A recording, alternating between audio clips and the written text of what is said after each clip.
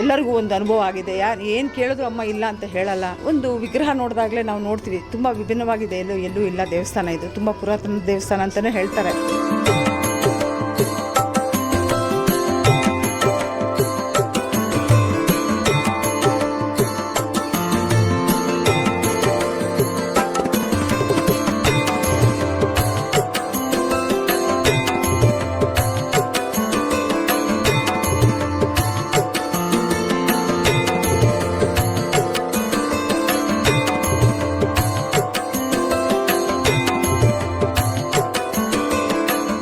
Madam, ಕೋಟೆ ಮಾರಮ್ಮನವರಿಗೆ ಬಂದಿದ್ದೀರಿ, ಅರ್ಚನೆ ಮಾಡಿದ್ದೀರಿ, ಯಾವ ವಿಷಯಗಳೆಲ್ಲ ಇದ್ದಾವೆ?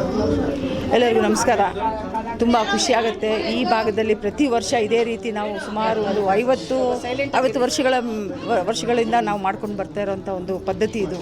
ಸೊ ಈ ಭಾಗದಲ್ಲಿರೋ ಒಂದು ಪ್ರತಿಯೊಂದು ಮನೆಗೆ ಅಮ್ಮ ಕಾಯ್ತಾಳೆ ಅನ್ನೋ ಒಂದು ನಂಬಿಕೆ ಜೊತೆಗೆ ಅವರ ಒಂದು ಶಕ್ತಿ, ಅಮ್ಮನ ಒಂದು ಶಕ್ತಿ ಇಲ್ಲಿ ತುಂಬ ಎಲ್ಲರಿಗೂ ಒಂದು ಅನುಭವ ಆಗಿದೆ. ಏನು ಕೇಳಿದ್ರು ಅಮ್ಮ ಇಲ್ಲ ಅಂತ ಹೇಳಲ್ಲ.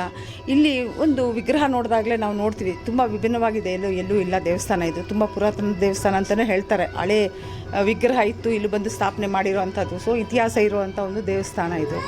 ತುಂಬ ಹೆಣ್ಣುಮಕ್ಕಳು, ಅದು ದೇವಿ ಅಂತ ಹೇಳಿದಾಗ ಎಲ್ಲರೂ ಆರಾಧನೆ ಮಾಡೋ ಅಂಥ ಒಂದು ವಿಶೇಷವಾಗಿ ಇಲ್ಲಿ ಪೂಜೆಗಳು ನಡೆಸ್ತಾರೆ. ಅವ್ರದ್ದೇ ಆದಂಥ ಪದ್ಧತಿಗಳಿರ್ತದೆ. ಅವರು ಪ್ರೀತಿಯಿಂದ ದೇವರು ಅವರ ಮೊರೆ ಹೋದಾಗ ಆ ಅಮ್ಮ ಅದೇ ರೀತಿ ಅವ್ರಿಗೆ ಫಲನೂ ಕೊಡ್ತಾ ಇದ್ದಾರೆ. ಸೊ ನಾವು ಈ ಭಾಗದಲ್ಲಿ, ನಮ್ಮ ಕೋಟೆ ಭಾಗದಲ್ಲಿ ಇರೋದು, ಇದು ಪುರಾತನ ಒಂದು ಹಿಸ್ಟಾರಿಕಲ್ ಪ್ಲೇಸ್ ಅಂತಲೇ ಹೇಳ್ಬೋದು.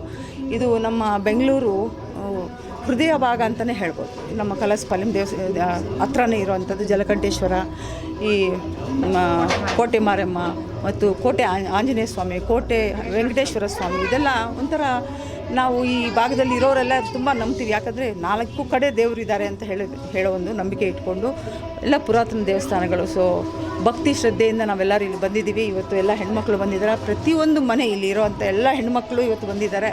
ತುಂಬ ಖುಷಿ ಆಗುತ್ತೆ. ಯಾಕಂದರೆ ಒಗ್ಗಟ್ಟಾಗಿ ಹೋದಾಗ ನೋಡಿ, ದೇವರು ಒಂದು ಸನ್ನಿಧಾನಕ್ಕೆ ನಾವೆಲ್ಲರೂ ಒಗ್ಗಟ್ಟಾಗಿ ಸೇರ್ತೀವಿ. ಇದೇ ಒಂದು ಸಿಂಬಾಲಿಕ್ಲಿ ಅಂತ ಹೇಳ್ತೀವಿ. ಸಿಂಬಾಲಿಕ್ಲಿ ಏನಂದರೆ ನಮ್ಮ ಒಂದು ಒಗ್ಗಟ್ಟಿನ ಅವಶ್ಯಕತೆ ಇವತ್ತು ಎಲ್ಲ ರಂಗದಲ್ಲೂ ಇದೆ. ಸೊ ಇವರೆಲ್ಲ ನಮ್ಮನ್ನು ಒಂದು ಮನೆಯವರಂತ ಭಾವಿಸ್ತಾರೆ. ಅದೇ ರೀತಿ ನಾವು ಅವ್ರನ್ನ ಮನೆಯವರಂತ ಭಾವಿಸ್ತೀವಿ. ಇಲ್ಲೆಲ್ಲ ಗಂಡ್ಮಕ್ಳು ಖುಷಿಯಿಂದ ಇದು ಒಂದು ಹಬ್ಬನ, ದೇವರಾಜ್ ಅವರು ಇಲ್ಲೇ ಹುಟ್ಟಿ ಬೆಳೆದಂಥವ್ರು, ನಾನು ಇದೇ ಭಾಗದಲ್ಲಿ ಹುಟ್ಟು ಬೆಳೆದಂಥವ್ರು.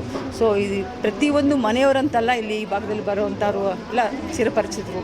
ಸೊ ಆರ್ ವಿ ದೇವರಾಜ್ ಅವರು ಸಾಕಷ್ಟು ಸಮಾಜಮುಖಿ ಸೇವೆಗಳು ಮಾಡಿದ್ದಾರೆ. ಮತ್ತು ಅವರು ಕೊಟ್ಟಿರೋವಂಥ ಪ್ರತಿಯೊಂದು ಜವಾಬ್ದಾರಿನ ಅವ್ರು ನಿಭಾಯಿಸಿದ್ದಾರೆ. ಒಂದು ಒಳ್ಳೆಯ ಹೆಸರು ಮಾಡಿದಂಥ ದೇವರಾಜ್ ಅವರು ಪ್ರತಿಯೊಬ್ಬರು ಚಿರಪರಿಚಿತರಿತ್ತು. ಬೆಂಗಳೂರು ಕಲಸಪಾಳ್ಯ ಅಂತಲ್ಲ, ಕರ್ನಾಟಕದಲ್ಲಿ ನೀವು ಎಲ್ಲಿ ಹೋಗಿ ಕೇಳಿದ್ರು ದೇವರಾಜ್ ಅವ್ರ ಪರಿಚಯ ಇರ್ತದೆ. ಅವ್ರದ್ದೇ ಆದಂಥ ಕೊಡುಗೆ ಸಮಾಜಕ್ಕಿದೆ. KSRTC ಚೇರ್ಮನ್ ಆದಾಗ ಅವರು ಒಂದು ಸಮಾಜಕ್ಕೆ ಒಂದು ಕೊಡುಗೆ ಇತ್ತು. ಸೊ ತುಂಬ ಒಂದು ಖುಷಿ ಆಗುತ್ತೆ ಅವರ ಹೆಸರು ನೀವು ಕೇಳಿದಾಗ. ಹೌದು, ಅವರು ಈ ಭಾಗದಲ್ಲಿ ತುಂಬ ಮನೆಯವ್ರ ಥರನೇ ಎಲ್ಲರೂ ಭಾವಿಸ್ತಾರೆ.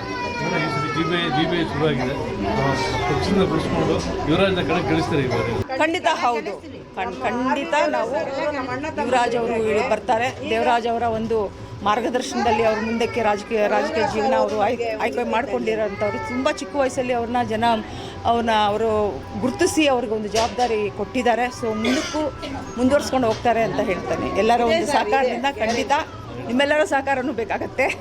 Thank you so much.